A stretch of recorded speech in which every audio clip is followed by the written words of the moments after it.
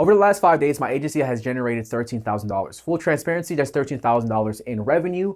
Cash collected is $7K. Now, if you were to go back a couple of months and tell the younger version of myself that I would be at this point in such a quick time, I would not have believed you. Now, if I were to look back and I was to attribute one thing to what allowed me to accelerate my process as fast as I have, it would be changing the frequency of my thoughts. And today I'm going to teach you exactly how to do the same thing for yourself, how to increase the frequency of your thoughts so that you can achieve whatever goal you're pursuing. In order to increase the frequency of your thoughts, there's two things you need to understand. Number one is the behavioral change hierarchy. Secondly, the reality warping equation. Starting with the behavioral change hierarchy, right? We all know that our habits are what shape our reality. In order to create a new reality, we need to change our habits. But the nuance is, how do you change your habits? Most of you are going to answer, you change your habits by changing your actions, right? I know you said that. I'm in your head. What if I told you that was wrong though? What if I told you that the reason why you haven't been able to functionally change your habits completely is because you're focusing on changing your actions, which is the wrong things. Think about it. How hard have you tried to sit down and do the hard work, but you just, for some reason, you can't seem to do it? How hard have you tried to stay on the right diet, but you always seem to break it, right? You're focusing on the actions, right? So let me show you a new way to approach changing your habits, because what I'm about to outline for you is the behavioral change hierarchy, right? And what you'll see is that actions are actually at the very bottom of the behavioral change hierarchy. Above actions are emotions. Above your emotions are your thoughts. Above your thoughts are your beliefs. And there's one thing above your beliefs. And before I reveal it, I want to tell you something, an excerpt from a book I read earlier in my life. And this is really going to help make it click, right? It's Atomic Habits by James Clear. Right. In one of the sections of the stories, it explains what it truly took for a cigarette addict, right? Somebody who's extremely addicted to nicotine, what it truly took for that person to finally just break their addiction, like cold turkey, right? And the mistake that he outlines that most of them did was by trying to break the habit by focusing on the actions, right? They would focus on the actions and then they would track how many days it would go by without smoking, this and that, but nothing would ever work until they changed this one thing that sits at the top. I'm gonna give you 1 second. I'm gonna give you 5 seconds to come up with what you think that one thing at the top is. You good? Smokers weren't able to stop smoking until they decided that they weren't smokers anymore. As in, they needed to change their identity. Who or what you identify as has the biggest lever of influence on what your habits actually are. And I'm going to show you how this plays out. Your identities shape your beliefs. Your beliefs shape your thoughts. Your thoughts shape your emotions. Your emotions shape your actions. And your actions, cascaded across an extended period of time, becomes your habits. And your habits form your reality. Let me give you an example. If you identify as not a morning person, you're going to believe that it's hard for you to wake up in the morning. So you're going to have negative thoughts towards waking up in the morning. So you're going to feel bad or groggy or annoyed whenever you have to wake up early, which is going to make it harder for you to wake up early, which then will make it harder for you to develop the habit of waking up early. Let's change the identity first, right? If you believe, or if you identify as somebody that wakes up whenever they need to wake up, you're going to believe that it doesn't matter what time the job needs to start. You're going to wake up properly and you're going to be fully energized. that belief system is going to trickle onto your thoughts because now you won't have any negative thoughts towards having to do that, which is going to trickle onto your emotions, which is going to make your actions a lot easier, which is going to make forming that habit of waking up whenever you need to a lot easier, right? What you need to do is you need to go from focusing on your actions to focusing on the person who you want to be. The reason why you're not progressing at the speed in which you want to progress or hitting the goals that you want to hit is because you're setting your goals and your habits based on the actions that you have to take. But secretly, you still identify as who you are today. So now there's a conflict. There's a conflict of interest because the actions you want to take don't align with the identity that you have for yourself. That's why it's hard for you to wake up in the morning. That's why it's hard for you to stay on the right diet. That's why it's hard for you to do the hard work. It's because your identity hasn't changed yet. And this is the habitual or belief change, or whatever I called it earlier to make it sound fancy. But remember, this is just one half of changing your frequency, because identity is very important. But how do you change your identity, right? And for that, we're going to have to get into the reality warping equation.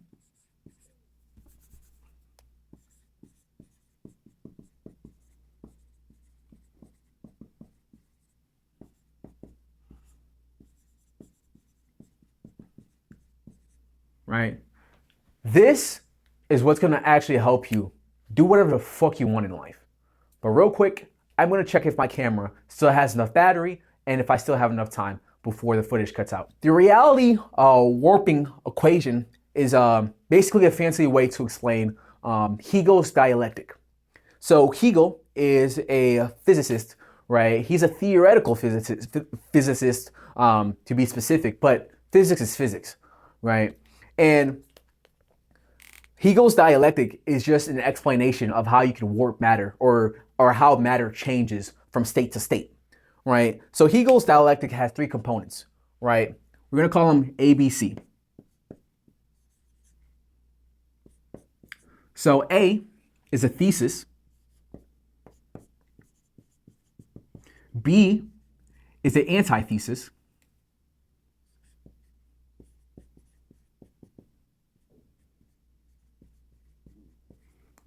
And C is the synthesis.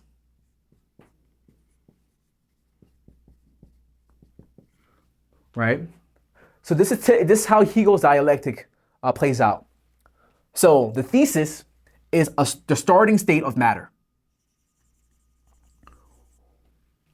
Right? So there's a starting state of matter. The antithesis is the change mechanic. Right? So starting state,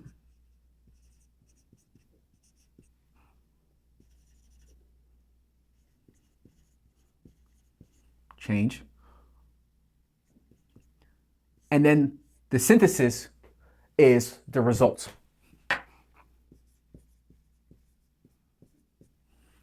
Right? So there's a starting state of matter and it meets a change mechanic and they combine, and then there's an end result. Let me give you an example that is very easy to understand. It's my favorite example to teach people. Water. So water, liquid form, starting state, right? So the change occurrence or mechanic can be cold temperature. And the end result will be ice. Right? What happens if you change the change mechanic and you go from cold temperature to hot temperature?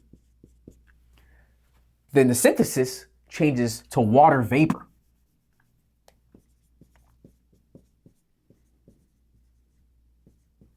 Right? And that's essentially all Hegel's dialectic is. It's just explaining how matter changes. But there are two hidden mechanics that are not clearly outlined in the equation. Number one is time.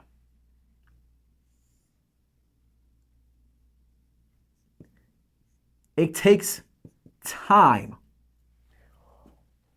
for water, whenever water is introduced to a hot room or a hot temperature, it takes time for it to become water vapor. It's not instant, right? Drop my cap. Second mechanic, right? And this is what most people miss. And trust me, I'm going to tie this back to how you can use this to make a fuck ton of money, right? Second mechanic is magnitude.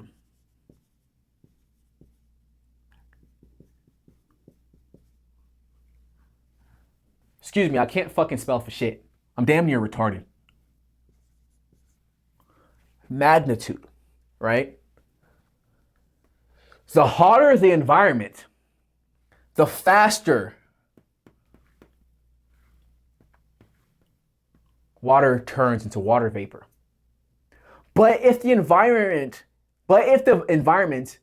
is not hot enough, if the change occurrence, or if the change mechanic is not stronger than the current state of matter, then it's never going to fully synthesize into the new state of matter. Because when the temperature of the room or the environment is not hot enough, right? Water doesn't turn into water vapor. It just turns into lukewarm water. Keep that in mind. Now, let's tie that back into you and your current situation.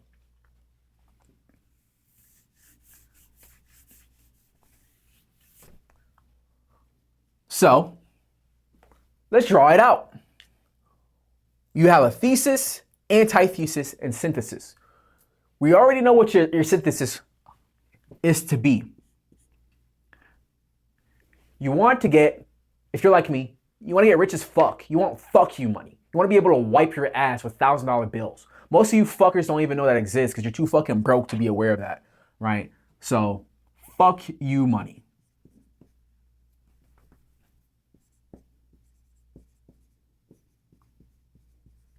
Right?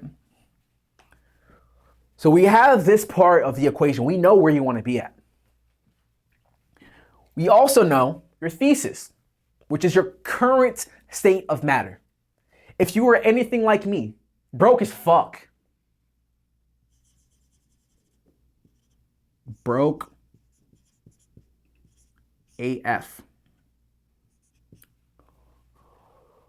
So that just leaves your antithesis. What is your antithesis? What is the change mechanic necessary for this transvergence to happen? Think back to earlier in the video. It's your habits, right? Because your habits change your reality. So habits go in here, right? But also remember, what does it take to truly change your habits? What do you need to focus on to truly change your habits? It's not your habits itself. It's who you fucking identify as. Identity.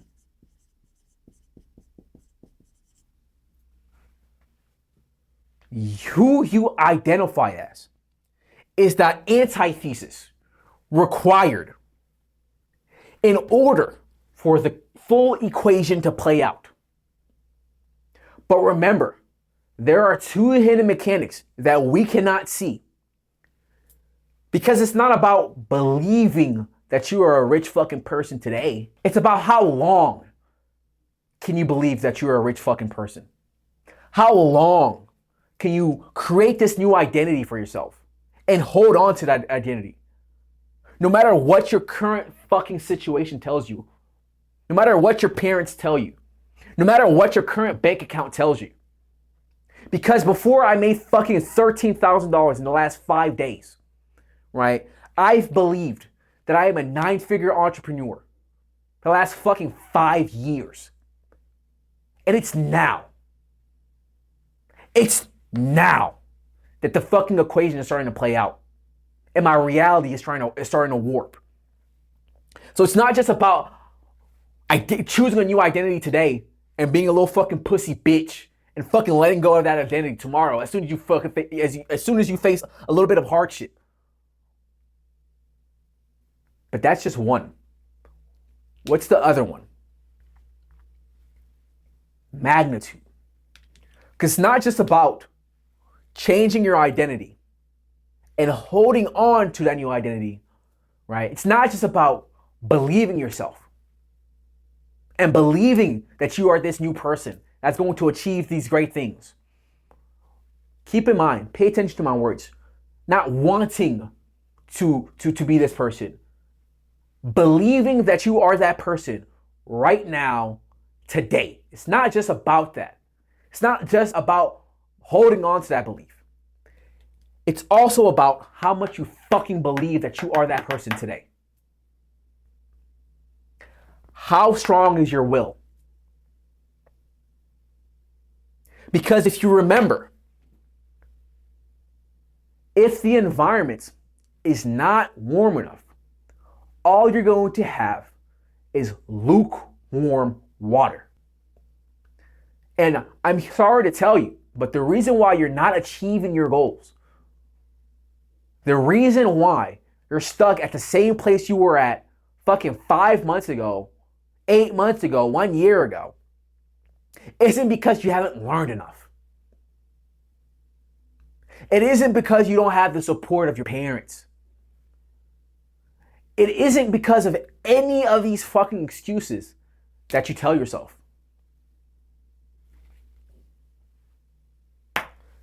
It's because you haven't decided that you are the person that's going to achieve your goals. You're still operating from a sense of who you are today. A lower frequency version of yourself, a lower form of thinking. Instead of making the decision that you are exactly who the fuck is going to achieve your goals. Not tomorrow, not after you get the right information, not after you see some results. You're that person today with $5 in your fucking bank account, working on your business in the daytime, and then having to fucking Uber Eats at night. Because that's what I thought. That's who I was. And that's why I was able to move so fast.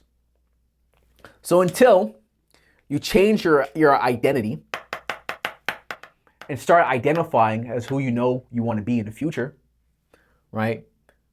You're just going to keep getting the lukewarm results that you've always got. And yeah, that's it. Change your identity.